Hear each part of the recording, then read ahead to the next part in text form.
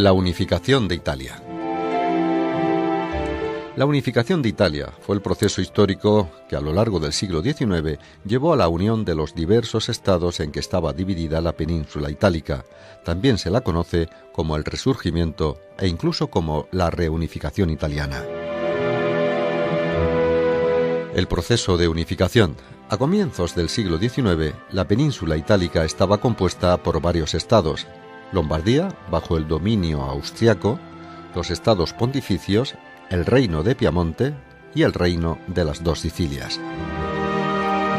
Después de varios intentos de unificación entre 1830 y 1848, que fueron aplastados por el gobierno austriaco, la política del conde de Cavour logró interesar a Napoleón III en la unificación territorial, que consistía en expulsar a los austriacos del norte. A pesar de la derrota del Imperio austriaco, el acuerdo finalmente no se cumplió. Aún así, la Lombardía fue cedida por Napoleón al Piamonte, con lo que se cumplía la primera fase de la unificación.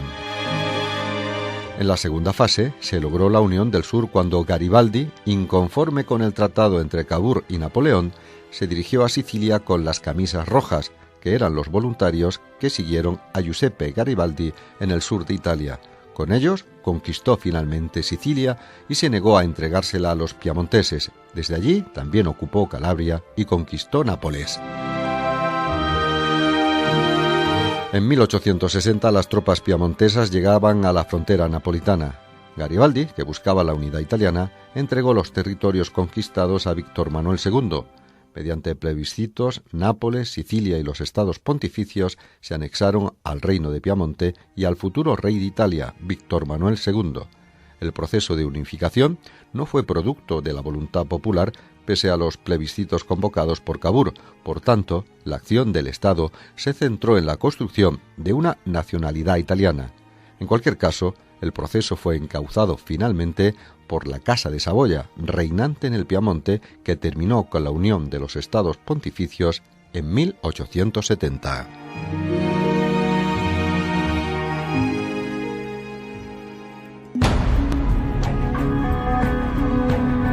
La unificación alemana.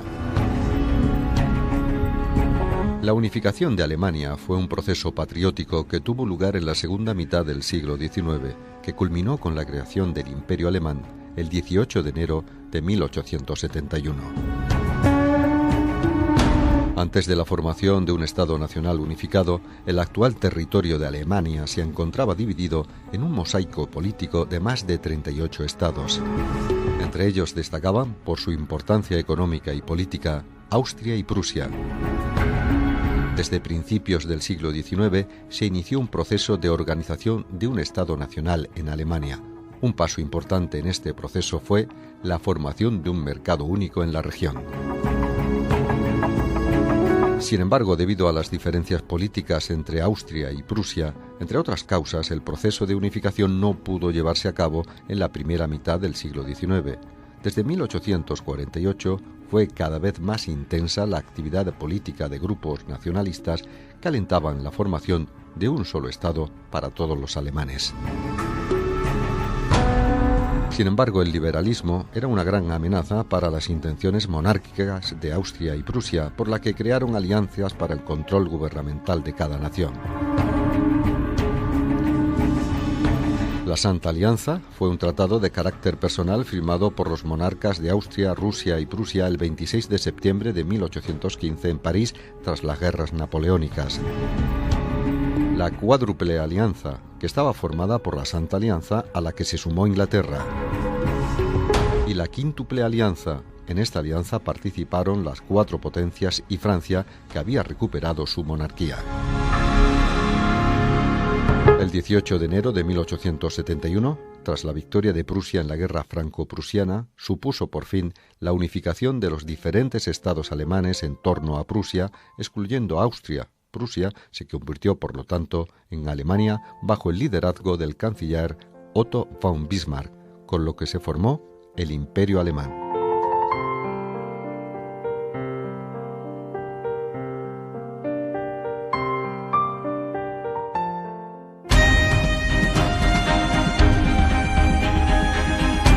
Causas y consecuencias del imperialismo colonial en el siglo XIX y las principales colonias europeas.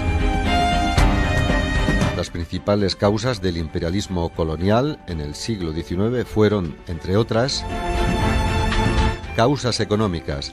La crisis de 1873 provocó el descenso de los precios y con ello el proteccionismo, es decir, la protección de los productos propios de cada país, prohibiendo la entrada de artículos extranjeros o gravándolos con impuestos. Esto dio lugar a la necesidad de encontrar nuevos mercados que no estuvieran controlados por dicho sistema. Causas demográficas. En Europa, entre 1850 y 1914, se produjo un gran aumento demográfico, llegando incluso a duplicarse su población, por lo que en algunos países empezaron a escasear los recursos. Gran parte de la población, unos 40 millones de europeos, no tenían otra salida que marcharse a las colonias de su respectivo país, ya que no contaban con trabajo ni con alimentos suficientes para abastecerse todos, y cambiaron su residencia en busca de riquezas y mejores condiciones de vida. Causas científicas. Existía un fuerte interés por descubrir y analizar nuevas especies de animales y de plantas, conocer nuevos territorios y realizar investigaciones de todo tipo. Y causas militares y geoestratégicas. El periodo entre 1871 y 1914 fue de paz entre las principales potencias, la denominada Bella Época o también Belle Époque.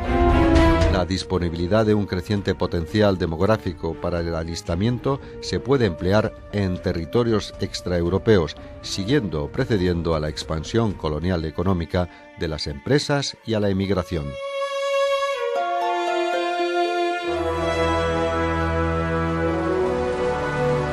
Consecuencias del imperialismo colonial en el siglo XIX. Las principales consecuencias de este imperialismo fueron demográficas. En general, la población sufrió un incremento al disminuir la mortalidad por la introducción de la medicina moderna occidental y mantenerse una alta natalidad. Ello se tradujo en un desequilibrio entre población y recursos que aún hoy en día persiste. Consecuencias económicas. La explotación económica de los territorios adquiridos hizo necesario el establecimiento de unas mínimas condiciones para su desarrollo. Se crearon infraestructuras destinadas a dar salida a las materias primas y agrícolas que iban destinadas a las metrópolis. Consecuencias sociales, que se manifestaron en la instalación de una burguesía de comerciantes y funcionarios procedentes de la metrópolis que ocupaban los niveles altos y medios de la estructura colonial. En algunos casos se asimilaron determinados grupos autóctonos dentro de la cúspide social. Consecuencias políticas. Los territorios dominados sufrieron un mayor o menor grado de dependencia respecto a la metrópolis, en función del tipo de organización administrativa que les fue impuesto. Sin embargo, esta dependencia no estuvo exenta de conflictos que fueron el germen de un antiimperialismo protagonizado generalmente por las clases medias nativas occidentalizadas que reclamaron la toma en consideración de las tradiciones autóctonas. Y consecuencias culturales. El imperialismo condujo a la pérdida de identidad y de valores tradicionales de las poblaciones indígenas y a la implantación de las pautas de conducta, educación y mentalidad de los colonizadores.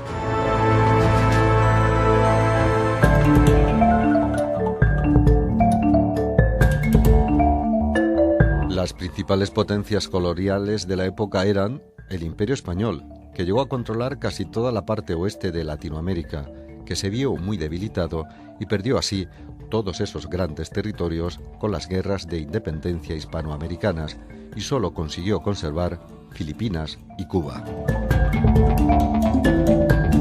Francia. Sus principales colonias se encontraban en África, pero peligraban ya que estaba al acecho el Imperio Británico. Y Gran Bretaña, que era una potencia en auge en el siglo XIX, ya que controlaba el mar y multitud de colonias en diversos continentes. Un ejemplo de esas colonias serían Canadá, Egipto e India.